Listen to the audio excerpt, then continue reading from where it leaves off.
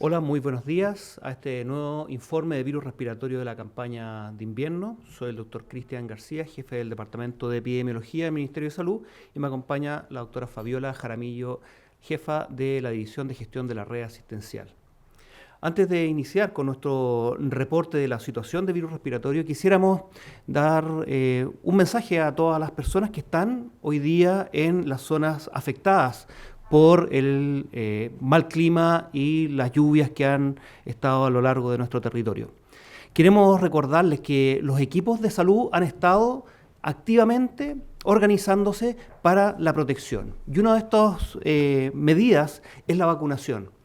A todas las personas que estén, especialmente que estén haciendo la limpieza de escombros, los equipos pueden a ustedes ofrecerles una vacunación de hepatitis A, tétanos, pero también están las otras vacunas que son importantes para prevenir las enfermedades de invierno, como la influenza o el COVID.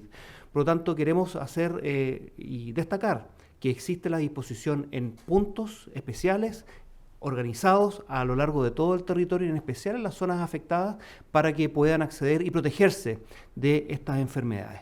Quisiera recordar también que en caso de que no tenga sus documentos de identidad, eso no es una limitante para poder acceder a esta protección. Por lo tanto, se pueden acercar a todos los equipos de salud para acceder a las vacunas. Si usted lo perdió o es extranjero y no lo tiene disponible, acérquese, porque no es un motivo para que no pueda vacunarse y protegerse en esta situación. Y la doctora Jaramillo también tiene algo respecto a la red. Sí, bueno, con respecto a la red, reforzar el agradecimiento y el compromiso de todos los equipos de salud durante este fin de semana. Algunos de ellos recién lograron ser relevados el día de ayer, que estuvieron desde el viernes muy activos, así que de verdad todo el reconocimiento y el agradecimiento por el compromiso y poder mantener la red asistencial operativa. El refuerzo precisamente de la red asistencial que se había solicitado, sabiendo que venía en condiciones meteorológicas complejas, que teníamos un fin de semana largo, permitió, junto al despliegue de los equipos, poder tomar medidas de manera precoz y organizada, por ejemplo, en las evacuaciones preventivas de los hospitales que ustedes ya conocen. Eso efectivamente nos ayudó a poder también activar y desplegar todas las medidas para poder mantener la continuidad de los cuidados, y en ese sentido se han activado una serie de apoyos médicos, de apoyos clínicos, como son el equipo ARSAM, que son los equipos de respuesta de salud mental en el contexto de emergencias y desastres, y que están desplegados, son equipos capacitados, formados para poder entregar los primeros auxilios psicológicos y poder contener en el caso de que sea necesario, por ejemplo, síntomas como son la ansiedad, la angustia, el insomnio, y poder de alguna manera conversar con estos equipos y empezar a tratar de vincularse a un tratamiento si es que fuera necesario. También están los equipos médicos de emergencia, que son los llamados MT, que son equipos médicos que se desplazan desde otros lugares del país que no están afectados, que también tienen formación precisamente para desplegarse en situaciones de emergencia y desastre, y que están desplegándose de acuerdo a los requerimientos que los territorios nos están planteando. Así también como todos los equipos de rehabilitación de base comunitaria de los distintos municipios y de los distintos servicios de salud que se están desplegando para poder tomar contacto y poder llegar a ver a las personas que tienen movilidad reducida y que necesitan, por ejemplo, que se les acerquen medicamentos, o, por ejemplo, simplemente que los conecten con el sistema sanitario y que sepan que están ahí en caso de que requirieran alguna atención de urgencia o alguna ayuda particular. Por otro lado, la continuidad de la atención se aseguró de tal manera que en aquellos lugares donde se hicieron evacuaciones preventivas, como es el ejemplo de Licantén, se montó inmediatamente un puesto de emergencia en un colegio que está habilitado, disponible y operativo al día de hoy, y se está en este momento implementando el hospital inflable, que es un hospital de campaña que está habilitado precisamente para condiciones como esta y que en estos días se va a terminar de habilitar para poder disponibilizar la atención en ese recinto. Mientras eso pase, la atención sigue estando en el lugar definido previamente, que es el colegio. Así que bueno, se han estado tomando medidas de acuerdo a las cosas, al levantamiento de las necesidades que va haciendo cada uno de los servicios de salud. Tenemos un contacto muy estrecho con todos los CEREMIS y los servicios de salud, donde nos reunimos a primera hora de la mañana, donde conocemos el estado de la red asistencial durante la noche y por lo mismo se empiezan a desplegar las acciones durante primera hora de la mañana y se van modificando de acuerdo a las necesidades que los territorios van planteando. Vamos a seguir ahora con el reporte habitual de las camas para que podamos volver a la situación de campaña invierno. Con fecha 26 de junio tenemos 1.393 camas críticas pediátricas habilitadas en el sistema integrado público y privado, que implica un aumento del 88,8% respecto a la dotación basal. La ocupación total de camas alcanza las 1.189 camas críticas pediátricas, que corresponde al 85,4% de la disponibilidad. El 87,2% está en el sistema público y el 80,9% en el sistema privado. Como la ministra ha dicho también en algunas entrevistas, esto es muy importante porque ha habido una disminución leve en los casos, pero básicamente este porcentaje de ocupación está determinado por la gran habilitación que hemos tenido de cama, así que el llamado es a no relajar las medidas de prevención, que probablemente es lo que más nos ha ayudado a que disminuya la tensión de la red por los casos graves de BRS.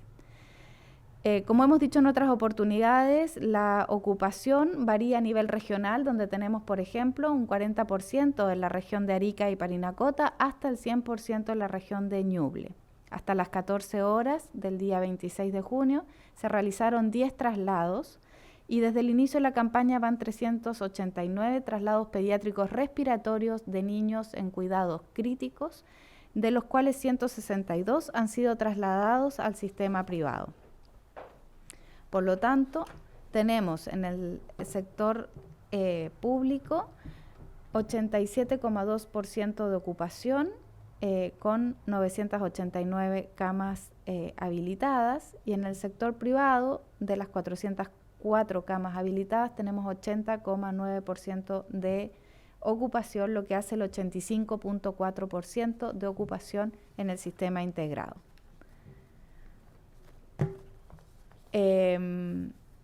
Muy bien, ahora vamos a ver el gráfico, que en realidad es el gráfico que hemos visto en otras oportunidades y que aquí sí se nota por primera vez que ha disminuido la ocupación, que es la línea amarilla que va por sobre las barritas. La barra azul, dijimos, es el porcentaje de camas o las camas habilitadas.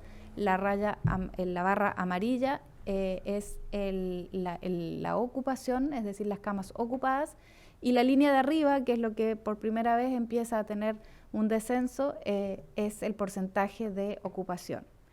Entonces, cuando miramos el resto de los niveles de complejidad o de cuidado de las camas, decimos que de las 989 camas habilitadas de cuidados críticos, tenemos 127 camas disponibles con un 87,2% de ocupación.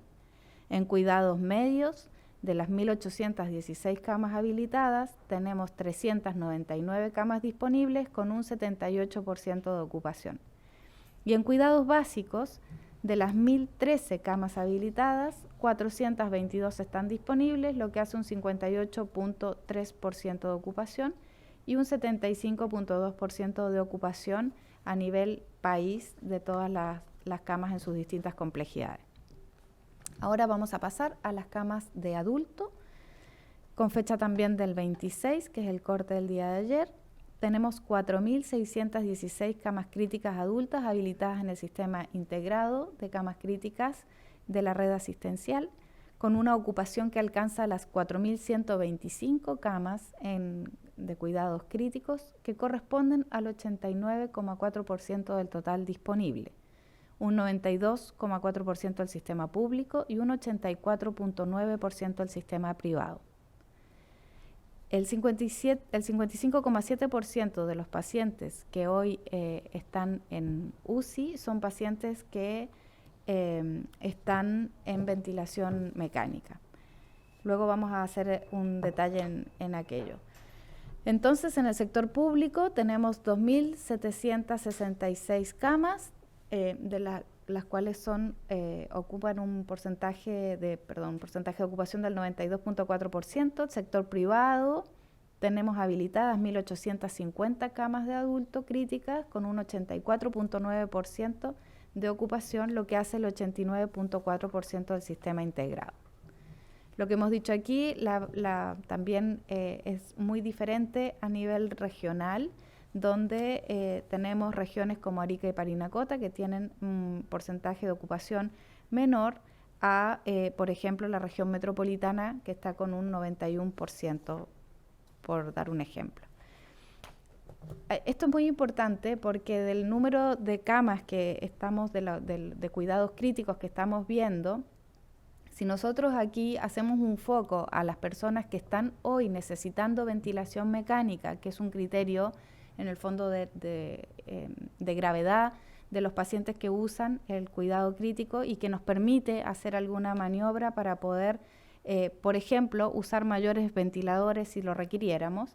Sabemos que de los pacientes que en el sector público el 65,1% están ventilados, y de los pacientes que están en cuidados intensivos de la UCI, del sector privado tenemos un 38,5% de pacientes ventilados, lo que hace en general en el sistema integrado un 55,7% de pacientes con ventilación mecánica, y esto nos hace tener un margen de maniobra en caso que lo requiriéramos. Y este otro dato también es muy importante para poder entender la complejidad de las camas, ya que en el sector público tenemos un 17,7% de pacientes que están hoy en la UCI que son de origen respiratorio, que es un porcentaje muy similar al que hemos visto durante toda la semana pasada y la anterior. Y en el sector privado está en el 14,8%, lo que hace en realidad un 16,6% del sistema integrado. Probablemente algunas de las personas se han dado cuenta que hoy tenemos un índice ocupacional un poco más alto en adultos, y que lamentablemente durante el fin de semana hubo muchos accidentes automovilísticos y que requirieron camas críticas, y por eso creció un poco, pero hasta ahora no ha sido por requerimiento de pacientes que tienen patología respiratoria, lo que nos permite, como les he dicho en otras oportunidades, tener un margen para poder movilizar a los pacientes en caso de que lo requiriéramos. Este es el gráfico que vemos habitualmente, donde vemos que el índice de ocupación fluctúa dentro del rango habitual, y vamos a ver el resto de las camas.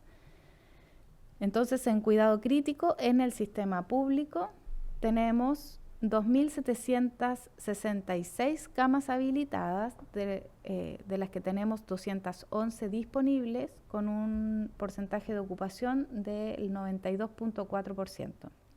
En cuidados medios tenemos 7.945 camas habilitadas, con 482 camas disponibles, un 93,9% de ocupación. Y en cuidados básicos, de las 5.994 camas habilitadas, tenemos 1.020 camas disponibles con un porcentaje del 83% de ocupación.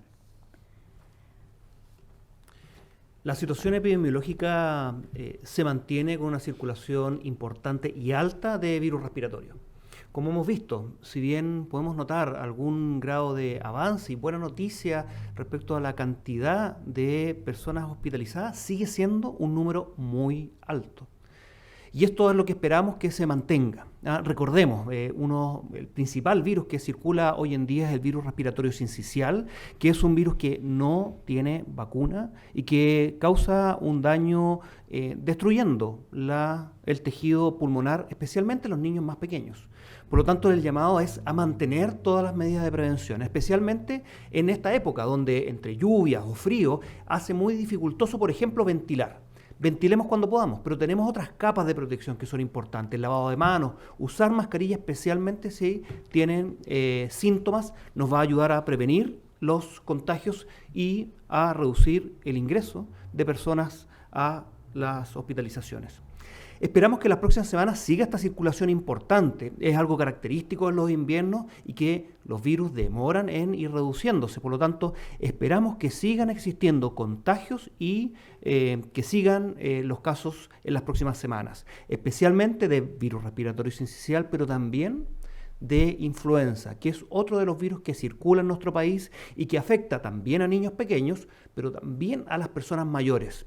Y tenemos medidas de prevención para esto, como todos conocemos, las que acabo de mencionar: el lavado de manos, ventilar, ocupar mascarillas, limpiar las superficies son fundamentales, pero la medida más importante y que tenemos tiempo todavía es la vacunación. Por eso el llamado es que a todas las personas de los grupos de riesgo se vacunen. Que hemos avanzado de manera importante, pero todavía nos falta. Se han administrado más de 6.300.000 dosis en nuestro país, con un 71,3% de cobertura en la población objetivo. Pero a los grupos que más les puede afectar todavía nos falta aumentar en esta cobertura. A las personas mayores de 65 años, con un 59,5% de cobertura. Queremos avanzar, necesitamos avanzar en la cobertura de personas mayores, porque son un grupo de riesgo para la influenza.